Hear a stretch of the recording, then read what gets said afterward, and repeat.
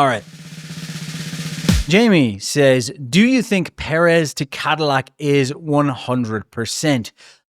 Honestly, yeah, I do. So not only have I heard it from people that I chat to around the paddock to get some information, my famously unreliable sources, but also Thomas Marr from Planet F1, a fellow Irishman, a guy who I do trust when it comes to feedback on this kind of thing, has been posting about it as well. But yeah, I had been hearing about this before the summer break, that it would be confirmed during the summer break. Now it seems like it's going to be after the summer break. I guess there's no real rush on this, given Cadillac isn't starting until next season anyway, but it does seem like it's very much a done deal. And I think it's a solid idea for the team. At the end of the day, look, Checo didn't do particularly well at Red Bull, but who has outside of Verstappen? But it is I think, a very pragmatic choice for them, because you're going to look at drivers with experience, because you're coming in as hopefully a midfield team, but likely a backmarker, even with all the funding that Cadillac has, given it's starting from scratch.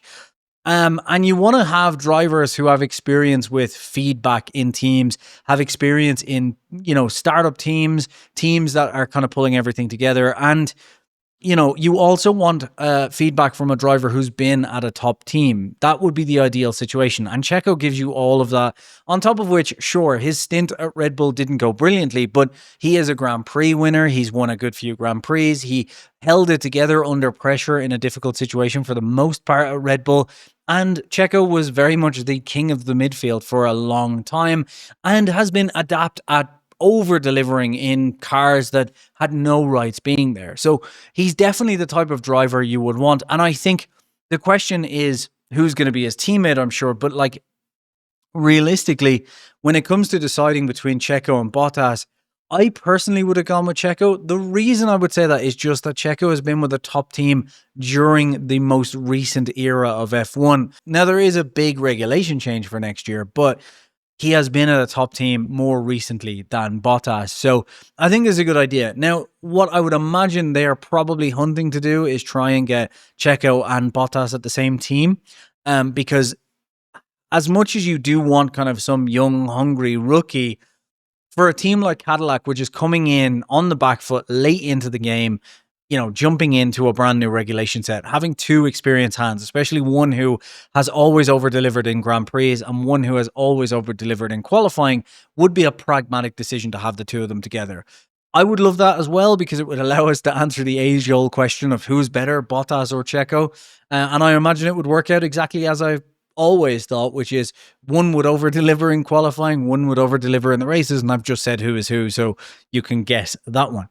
However, if I'm honest, what I would absolutely love to see is for a Checo-Alex Dunn lineup, given how Alex has been doing in Formula 2, and given that I'm Irish, that would be the ideal lineup for me.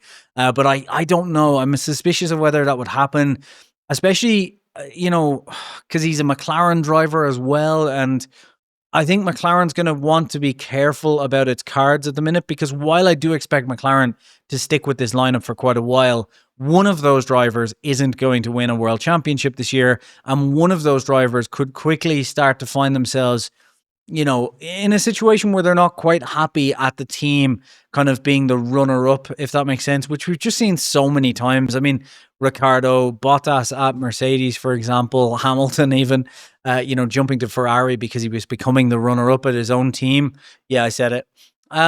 So, yeah, I don't know if it'll happen, because the main reason I'm saying that is that McLaren might think to themselves, well, we should probably hold on to Alex for a while.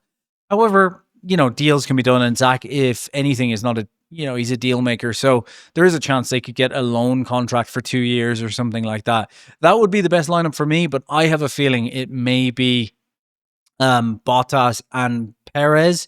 The only thing that could sway that is that obviously Alpine is going to Mercedes engines next year. Bottas is very much a Mercedes driver, and he could go there. But think about it from a simple point of view, which is, Cadillac will be starting with Ferrari engines. Checo's never driven a Ferrari engine. So you could have a driver who has had 3 seasons of experience, or 3 seasons, is it? 22, 23, and 24. Yeah. 3 seasons of experience with a Ferrari engine in Sauber, and then a driver who's experienced with a top team in these chassis. Both of them come together. I have a feeling it'll end up going that way. I think Bottas may look at the Alpine situation right now and think, you know what? I'm good. I don't want to go there. So that would be my guess for the moment. Whether you're Christian Horner looking for new job opportunities while still on gardening leave, or visiting a printing shop in Woking to send some Ferrari files to a mate at McLaren, you're going to want to make sure your digital footprint is protected. And that's where I use NordVPN. Whether you want to just watch your favorite content while on holidays, or check your banking information while on a pesky Starbucks public Wi-Fi, NordVPN has you covered. It keeps your digital footprint completely encrypted, and it does it faster than a Sauber team. And I mean Sauber in 2025, not the bad Sauber from 2024. And the best part is you can get NordVPN with 77% off on a 2-year deal plus 4 months free for a limited time only using my link, nordvpn.com/Hassid, which will be in the link in the description and the first comment.